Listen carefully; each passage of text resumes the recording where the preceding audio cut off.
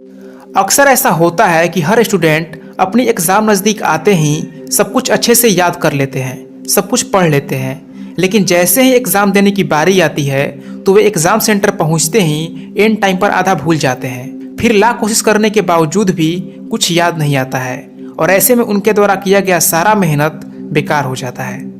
दोस्तों, जब भी याददाश्त या स्मरण शक्ति की बात होती है तो सबसे पहले स्वामी विवेकानंद का चेहरा सामने आता है।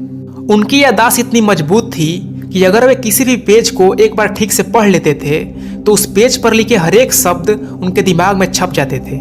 आज मैं आप सभी को स्वामी विवेकानंद के स्मरण शक्ति के बारे में, उनके जीवन से जुड़ी एक ऐसी घटना के बारे में बताने वाला हूँ जिसको जानने के बाद आप भी अपने मेमोरी पावर को कई गुना बढ़ा सकते हैं। बात उस समय की है जब विवेकानंद अपने गुरु भाई के साथ यात्रा पर गए हुए थे। स्वामी जी को पढ़ना बहुत अच्छा लगता था। उन्हें जहाँ भी अच्छी किताबें मिलती थी तो वे उसे अवश्य पढ़ते थे। किसी भी नई जगह पर वे लाइब्रेरी अवश्य खोजते थे।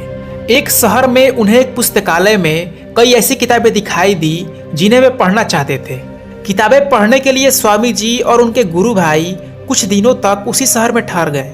गुरु भाई उन्हें पुस्तकालय से संस्कृत और अंग्रेजी की नई नई किताबें लाकर देते थे। स्वामी जी उन किताबों को पढ़कर एक ही दिन के बाद वापस कर देते थे। कई दिनों तक ऐसा ही चलता रहा। लाइब्रेरियन ये सब देखकर हैरान था। उसने स्वामी जी के गुरु भाई से पूछा कि क्या आप इतनी सारी नई नई किताबें केवल देखने के लिए ले जाते हैं? यदि इन्हें केवल देखना ही है तो मैं यूं ही यहाँ पर दिखा देता हूँ। रोज इतना वजन उठाने की क्या आवश्यकता है? स्वामी जी के गुरु भाई ने कहा, भाई जैसा आप समझ रहे हैं वैसा कुछ नहीं है। मेरे गुरु भाई इन सब किताबों को पूरी गंभीरता से पढ़ते हैं, इसके बाद ही मैं इन्हें यहाँ पर वापस करने आता हूँ। ये बात सुनकर लाइब्रेरियन ने कहा कि अगर आपकी बात सच है तो मैं उनसे जरूर मिलना चाहता हूँ। गुरु भाई ने स्वामी जी को लाइब्रेरी लेकर आने की बात कही। अगले दिन गुरु भाई स्वामी जी को लेकर लाइब्रेरी पहुंच गए।